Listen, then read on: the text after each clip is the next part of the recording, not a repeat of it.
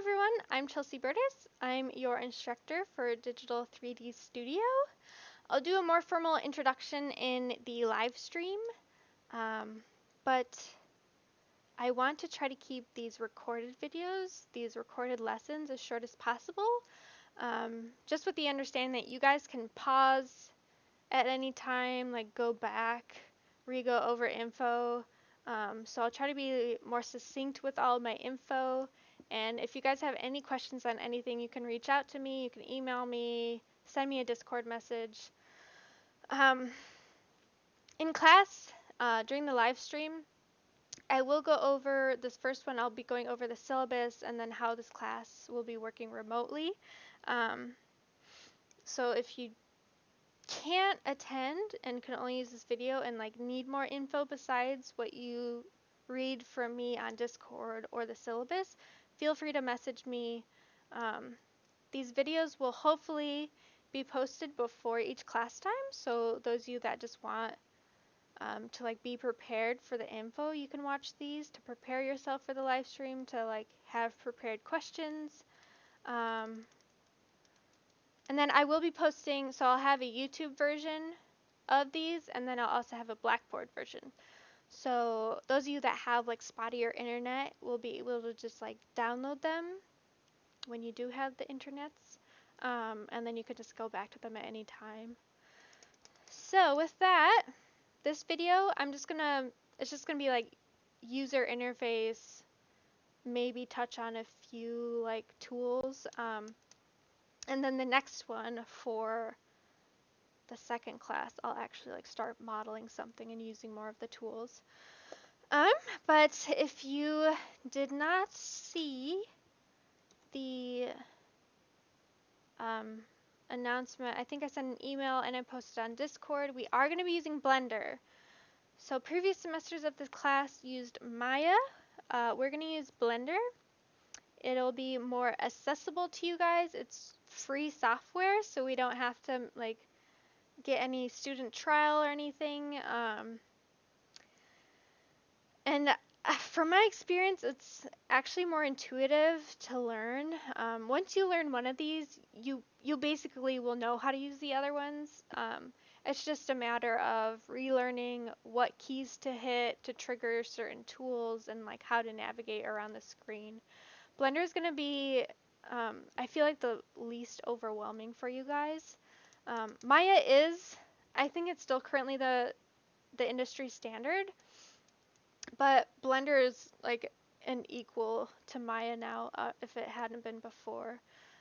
So this new version of Maya advertises specifically how stable it is, because that's one of the huge benefits to you guys, is that Blender is going to be a lot more stable to you guys. We've had a lot of issues in the past with Maya, just crashing so much on people. So this will, Blender won't be as big of a test on your guys' sanity, so that'll be good. It's a bonus to a program. So I posted the link somewhere. I think in an email. Otherwise, it is on Discord. It should just be in the announcements channel of Discord. You should just be able to download it. You shouldn't need to download any other programs. And then just one other thing is you do need that 3-button mouse, because having as many buttons as possible is important for Blender. So you really do need that middle mouse button. This class, again, I'm going to be doing the user interface of Blender, and I need to stop gesturing with my hands. I'm gonna point at stuff and not use my mouse. So you have at the top of our Blender screen, right away, I hit the toggle full screen button just to get even more window space, but you have just the general menu set that any program has. And then we have a few more up there, which is basically saying which kind of viewport you're going to be looking at. So these are going to be relevant later on in the course. In the beginning, we're just like the first two or 3 weeks is just going to be about modeling. So we're really just going to be in that first one. You guys, when you open this up, you're just going to have a cube, but I've like recorded this 3 times and have messed up. So here I am again. Um, so yes, we have this giant center. It's not even the center. This giant screen, the main screen of this is your viewport, and this is what we'll be working in to basically do everything. It's where we'll be modeling, moving around. It's where we'll see our scene, where we can see our renders, our lighting. Um, if you've used any of the other modeling software, you may notice that everything's a lot less cramped, and that's because you get the tools as you need them. Um, and I'll go into more like lengthy explanation of that further on, or probably even like next class. But as you need to like do alterations, more menus will show up for you. Just to not, it's not as overwhelming. You're only going to have the required materials.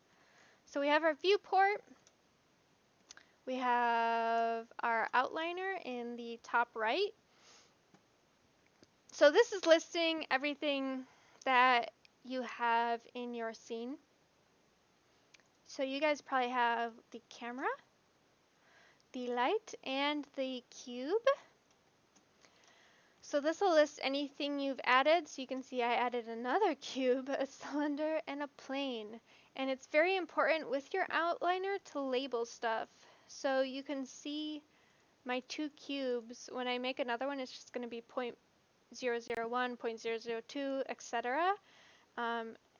And most of the stuff you make is probably going to be out of the same primitive. So that's what these are called, are primitives. They're just like the basic shapes. So very good, or just like an essential workplace practice is to label what you're working on. You're most likely going to be transferring off stuff you're working on, so you need people to be able to understand what you're using. So if this is like a sofa, the most beautifully modeled sofa you've ever seen, I want to make sure I'm like distinguishing that. And even if I have 2 sofas, this is, oh my god, wait, where am I typing? Okay, sofa red. Sofa and sofa red. But make sure you label as many things as possible just for future you, mainly for this class. Because even by the end of this first project, you're going to have a lot of objects listed in this outliner. Next thing, this bottom right, this is kind of like your toolkit and various like properties for the program. The top white ones will always be the same. At least I think they will. Wait, let me click on stuff. Yeah, okay. So these are just like properties that we'll be working with. The colorful ones underneath, you can see, oh, I need to click on something different. I'm just like, look at them change as I don't change them.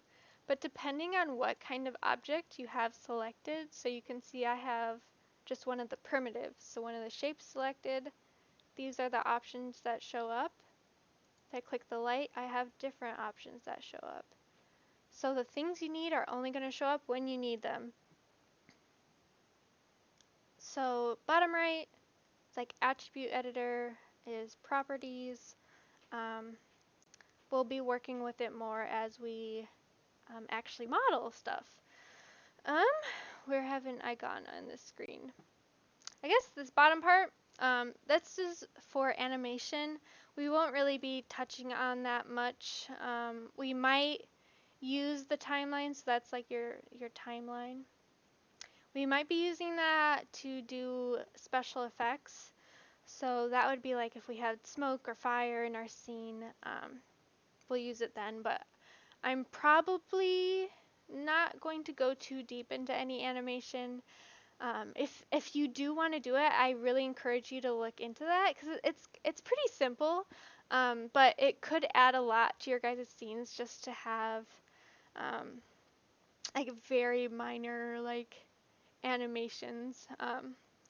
But it's not required in this class at all. Um, so now I'm just gonna show you guys how to move around this viewport. So you may have like seen me moving around before. I'll get into more of these buttons and everything as we're actually working in Maya. But to move around our viewport is really going to be relying on that middle mouse button. So this is why we need it. So I think the like easiest one is zooming in and out is just scrolling that button. Second thing is if you hold that button in and move the mouse around, you can see I'm rotating around my object. Say I want to rotate around that cylinder, I can move my camera over to it so I can pan the camera. And that's from using Shift and the middle mouse. Hold in both Shift and the middle mouse, and you can drag your screen around by just dragging your mouse. So I can come over here, rotate around, move over here, rotate around. So that's the most like tangible movement. We also have a hotkey we can use for like special views or just like easing our way around. And I'm assuming most of you guys don't have the number pad, so I'm only going to be teaching it this one way. There are other hotkeys to do this, but the one hotkey that I will talk about for this, I'm like building up this mysterious thing, is the tilde button. So that's that like squiggly wave that's in your upper left hand corner of the keyboard next to 1. If you hit that, you can see this little menu came up, and it has the orthographic views of this space. So this will be handy if you're like trying to line stuff up, line stuff up, like with a picture we imported or anything. Make sure like stuff isn't clipping. So again, hitting tilde, we can go to those various views. Again, there are other ways to do that. Maybe one I'll touch on now is this then can use the middle mouse button. So instead of hitting tilde for each one, once we have it open, you can hold down Alt. Is it not? Yeah, it is Alt. If you hold down Alt and middle mouse and kind of just like fling your screen around, and then if you look up in this upper left hand corner, that's going to show us what view we're looking at. You can see we're like flipping our cube. If that's too difficult, oh no, I'm upside down. You can just hit tilde, do top, tilde, left, tilde, right. And one other thing, and you can see like I can just pop out of it. Sorry, one thing I am in a habit of is just like zooming around without really like noticing. So I'll do my best to stop zooming. But once you're in the view, to get out of it, you can just like hold down that middle mouse button and rotate out. But one other nice thing, we're gonna hide this guy first. So hidden.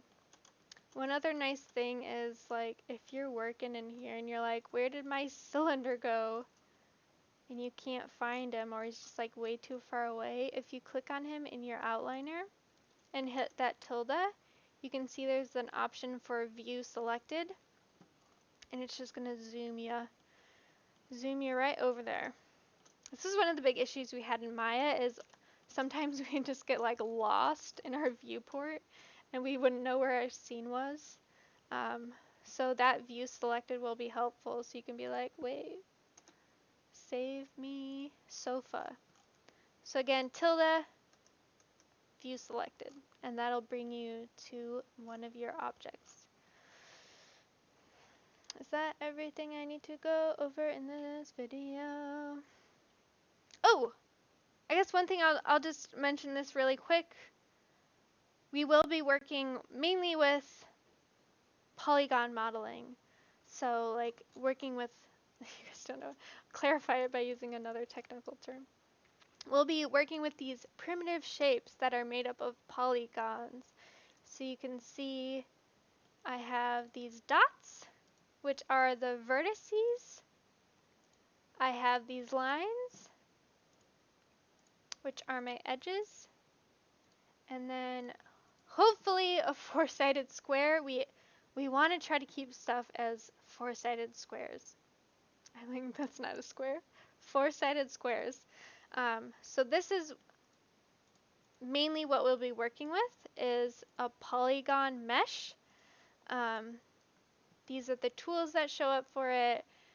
We'll be like pulling faces out from other faces, moving around the vertices to try to like form these shapes into a cupcake. We're gonna do a cupcake first because I like pastries. Um, Sorry, now I'm just thinking of cupcakes. What was I even talking about? Oh, so this is polygon modeling. The other one we'll be doing in like 2 or 3 weeks is with NURBS and curves.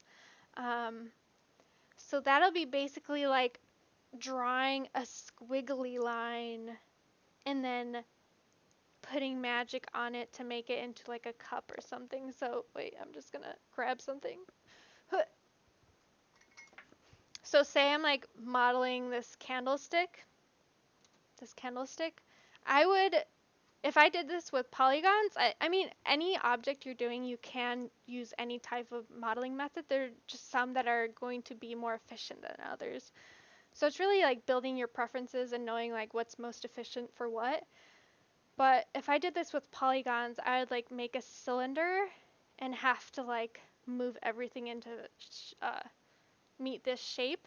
If I'm doing NURBS, which is the squiggly line, the most technical term, I would just trace this and then I'll do magic and it'll make it. So that'll make more sense when we get to it, just so you guys understand that there are different types of ways to make things. And this first project is really going to be focused on trying to explain to you guys like why we would use different ways and just like how you can use it, just so you have all the tools at your disposal. So next class, I will go over actual like modeling techniques, more hotkeys. So like how to create things, how to use the basic transformation tools, and we'll start out making our cupcake. And again, if you have any questions about anything I went over today, anything about the syllabus, because I didn't cover that in that, please message me. And I'll see you guys next time.